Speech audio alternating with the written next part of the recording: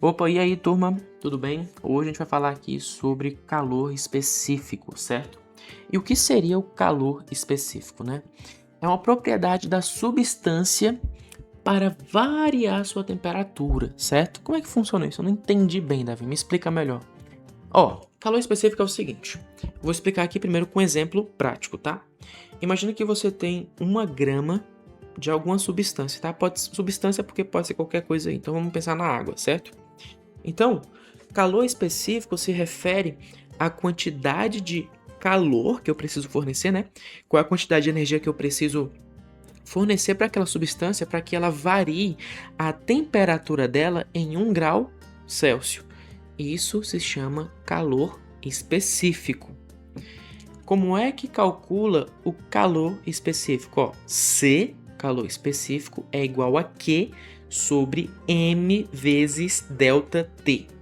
O que é o Q? É o meu calor, né? Que é medido em calorias. O que é o M? É a massa da substância, né?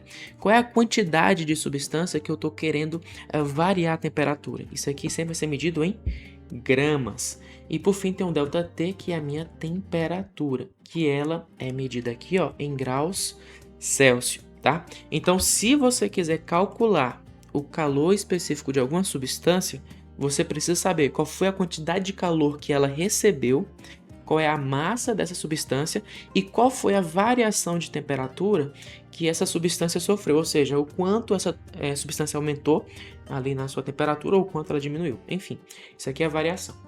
Ou então, aqui, ó, ou tem uma outra equação que é mais conhecida, que é Q igual a mc ΔT.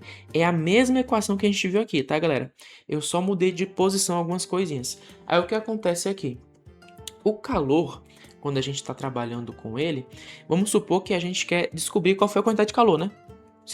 Qual foi a quantidade de calor que essa substância recebeu? Aqui é para encontrar o calor específico da substância. Aqui a pergunta seria, né, no exercício, qual a quantidade de calor que essa substância recebeu para poder variar a sua temperatura. Então, a gente utiliza essa equação. E aí você tem que usar o quê? A massa, né? Saber qual foi a quantidade dessa substância, usar o calor específico dessa substância, ou seja, nesse tipo de questão, você já vai saber qual é o calor específico. Então é só pegar a massa, multiplicar pelo calor específico e multiplicar pela variação de temperatura, certo? Então, fazendo essa multiplicação, você vai encontrar a quantidade de calor, tá?